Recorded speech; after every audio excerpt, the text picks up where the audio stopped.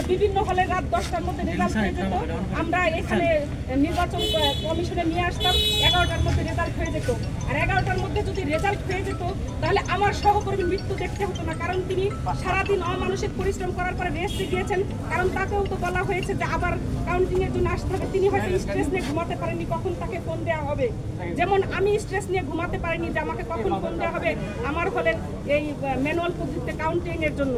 আমি সারা রাত ঘুমাতে পারিনি। তিনি এই জন্য সকালে হয়তো স্ট্রেস নিয়ে ঘুমাতে গিয়েছেন, তার ঘুমটা পর্যাপ্ত হয়নি, অমানসিক পরিশ্রম, সেটা তিনি তাড়াহুড়া করে এসেছেন। আমি যতটুকু জানি তাকে ফোন দেওয়া হয়েছে, তিনি অসুস্থতার কারণে ফোন ধরতে পারেননি, কিন্তু তাকে গার্ড দিয়ে ডেকে নিয়ে তারপরে তার বাসায় নক করে তারপরে তাকে নিয়ে আসা হয়েছে। এবং তিনি তার সহকর্মী যিনি এই প্রীতিলতা হলের পোলিং অফিসার ছিলেন, তার সহকর্মী জান্নাতুল ফেরদৌস, তিনি আমাকে জানিয়েছেন যে আমিও সেখানে গিয়েছিলাম, ফারহানা আফরিন দুটি, তিনিও এসেছিলেন পোলিং অফিসার, এবং জান্নাতুল ফেরদৌস তারাও এসেছিলেন। এবং তিনি তাড়াহুড়া করে 3 তলায় উঠতে গিয়ে, আমাদের যেহেতু লিফটের ব্যবস্থা নেই, 3 তলায় উঠতে গিয়ে তিনি দরজার সাথে ধাক্কা খেয়ে পড়ে যান তাড়াহুড়া করে উঠতে গিয়ে, এবং সহকর্মী আসলে সম্ভবত তার কিছুক্ষণের মধ্যেই তিনি মারা যান আসলে হসপিটালে নেওয়ার আগেই।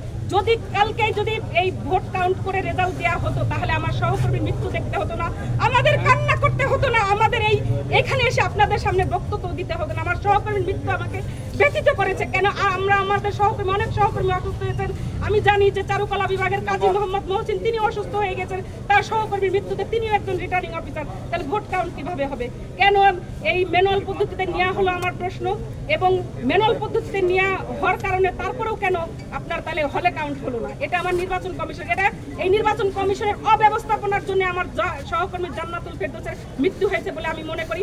আমি এই মৃত্যুর বিচার চাই, এই মৃত্যুর সঠিক বিচার চাই। বিশ্ববিদ্যালয় প্রশাসনকে এই অব্যবস্থাপনার জন্য দায়ী করছি, এবং আমার এই মৃত্যুর জন্য বিশ্ববিদ্যালয় প্রশাসন দায়ী নিতে হবে, এবং এই জান্নাতুল ফেরদৌসের পরিবারকে তার ক্ষতিপূরণ দাবি করছি আমি, তাকে ক্ষতিপূরণ দিতে হবে। ম্যাডাম, এখনো তো হল সংসদের কাউন্টিং শেষ হয়নি, তারপরে এখনো কেন্দ্রীয় সংসদ বাকি রয়েছে, এখনো তো অনেক ভোট গণনা বাকি। এখনো আপনারা জানেন যে হল সংসদে মাত্র একটি মাত্র ব্যালট পেপারের মাধ্যমে আপনার হচ্ছে হল কাউন্ট ভোট কাউন্ট, কিন্তু জাকসুতে কিন্তু আমাদেরকে 3টা করে একজন ভোটারের 3টা করে, তার মানে আমার যদি ধরেন 8,000 হচ্ছে ভোট কাস্ট হয়ে থাকে, তাহলে আমাকে 24,000 আমাকে কাউন্ট করতে হবে ম্যানুয়াল পদ্ধতিতে। এটা কিভাবে সম্ভব?